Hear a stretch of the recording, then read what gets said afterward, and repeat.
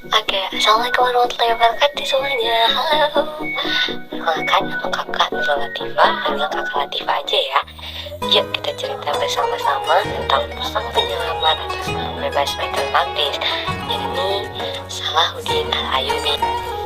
Bagaimanakah kisah dari sang pembebas Baitul Maqdis? Mari kita simak sama-sama.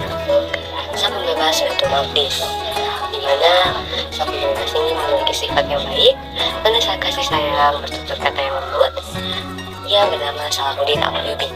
Dia lahir pada tahun 532 Hijriah di Tikrit yang berada di daerah Irak. Masa kecilnya berada di lingkungan istana. Ayahnya bernama Najmuddin Ayyub yang merupakan salah satu gubernur di daerah yang bernama Bulba. Pada saat itu, ayahnya mengabdi pada penguasa Suriah, yaitu Sultan Nuruddin Zaki.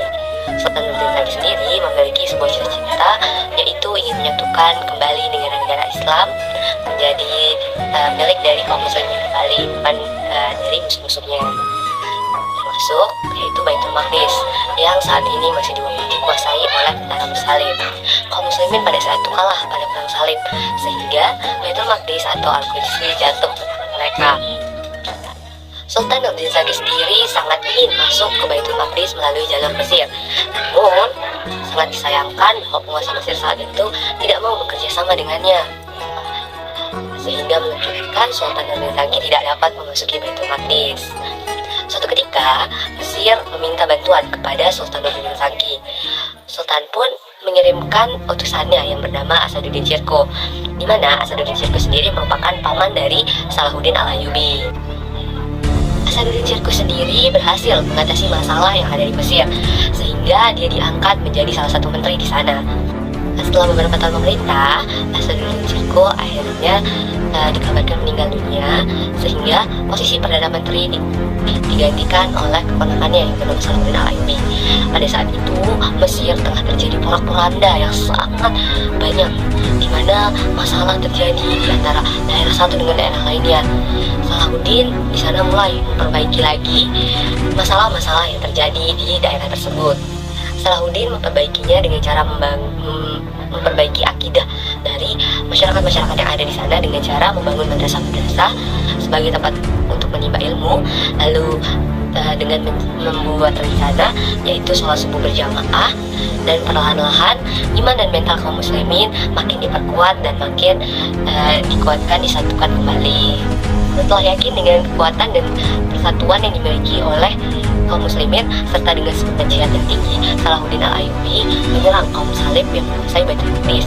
Pada tahun 583 Hijriah terjadilah perang yang sangat fenomenal, di mana pada saat itu Salahuddin sudah membuat rancangan strategi yang sangat matang, sehingga dia yakin bahwa dia dan pasukannya dapat menang melawan tentara salib.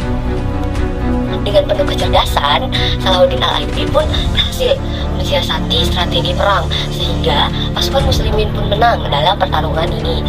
Pasukan salib yang saat itu sudah kelelahan dan kocar-kacir dan tanda pada saat itu juga terdesak di lembah Hidin, sehingga mengakibatkan mereka menyerah, dan alhamdulillahnya pasukan muslimin akhirnya menang dan berhasil menaklukkan tentara bersalib.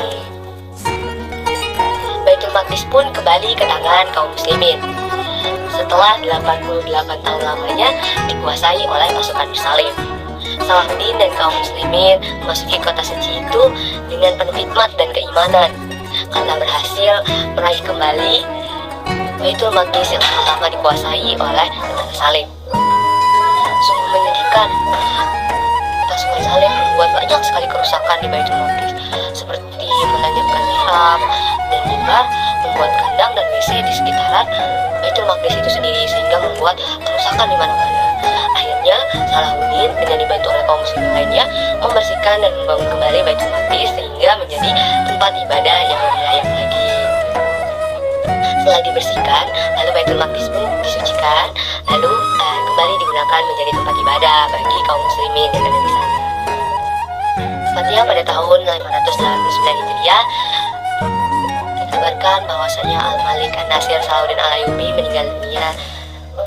Memimpin dengan kesederhanaannya, memimpin dengan kecerdasannya, memimpin dengan kebaikan hatinya, dikabarkan meninggal dunia dengan hanya meninggalkan 47 dirham dan 1 dinar saja. Jadi pesan hikmah yang dapat kita ambil adalah kita harus meneladani sikap baik dari sosok Salahuddin Al-Ayyubi. Yang pertama, sikap cerdasnya, sikap baik hatinya, sikap tutur katanya yang baik, dan sifat kesederhanaannya. Dan juga suka memaafkan orang lain.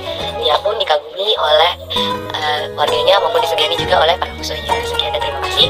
Wassalamualaikum warahmatullahi wabarakatuh. Bye bye semuanya.